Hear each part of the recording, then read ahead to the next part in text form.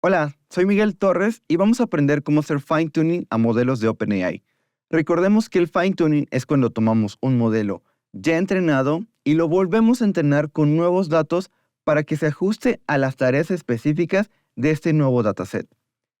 Y lo primero que nos tenemos que preguntar cuando vamos a hacer fine-tuning a un modelo de OpenAI es cuándo no lo deberíamos hacer. Y es que las técnicas de prompt engineering pueden resolvernos la mayor cantidad de casos al trabajar con estos modelos. Luego tenemos el encadenamiento de prompts, que podemos hacer una secuencia de diferentes prompts de diferentes contenidos para llegar a una salida esperada de ciertas tareas. Para esto podemos utilizar frameworks como LangChain o LlamaIndex. Después tenemos el function calling, que es una característica de la API de OpenAI, donde si tú trabajas con datos específicos que tienen cierta estructura, puedes hacer llamados a funciones propias desde la API para que los modelos los consuman y trabajen de esta forma con tus datos. Entonces, antes de hacer fine-tuning, lo primero que tienes que hacer es iterar tus procesos utilizando técnicas de prompt engineering. ¿Por qué? Porque hay muchas tareas que si bien los modelos de OpenAI no pueden resolver, tal vez con las técnicas adecuadas puedas resolverlo. Igual, iterar y obtener feedback y estar cambiando te va a dar muchos mejores resultados.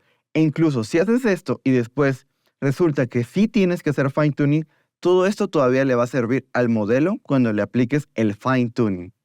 Entonces, ¿cuándo sí deberíamos hacer fine-tuning? Y las respuestas son bastante sencillas. Hay diferentes casos de uso. Y lo primero es que si quieres poner un estilo, un tono, un formato u otros aspectos cualitativos de cómo quieres que responda tu modelo, probablemente fine-tuning sea una buena opción. Imagínate que tienes una forma de hablarle a tus clientes y estás creando un chatbot y esta es una buena forma porque se va a acostumbrar a hablar de esta manera.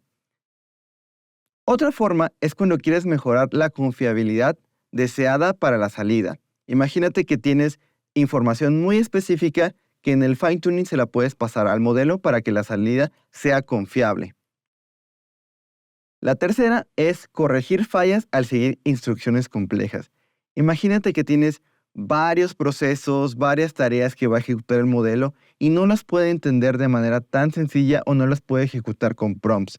Entonces, tal vez pasarle datos nuevos y que los aprenda para hacer estas tareas sea una buena solución.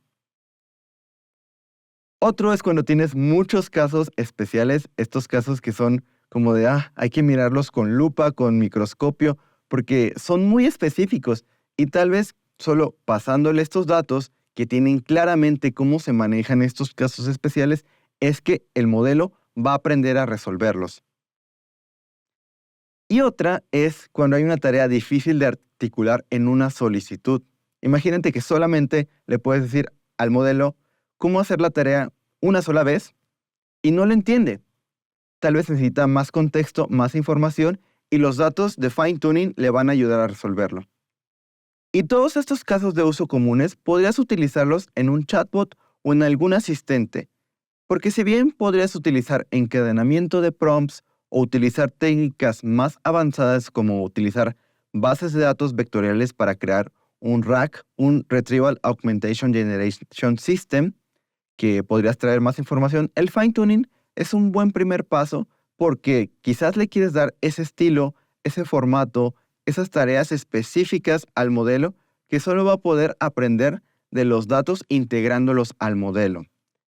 Y recordemos que en este curso vamos a estar creando un PlatziBot, que es un chatbot de atención a estudiantes que tiene que responder de información específica de Platzi de una forma como le responderíamos a nuestros estudiantes, así que el fine-tuning parece ser una muy buena opción para empezar a trabajar con este proyecto. Ahora que sabes cuándo deberías hacer fine-tuning a un modelo de OpenAI y que ves que puedes utilizarlo en los chatbots, vamos a las siguientes clases para que aprendas todo el proceso de fine-tuning de modelos de OpenAI. Vas a ver que es bastante sencillo, accesible y de bajo costo. Entonces, vamos a aprender todo esto.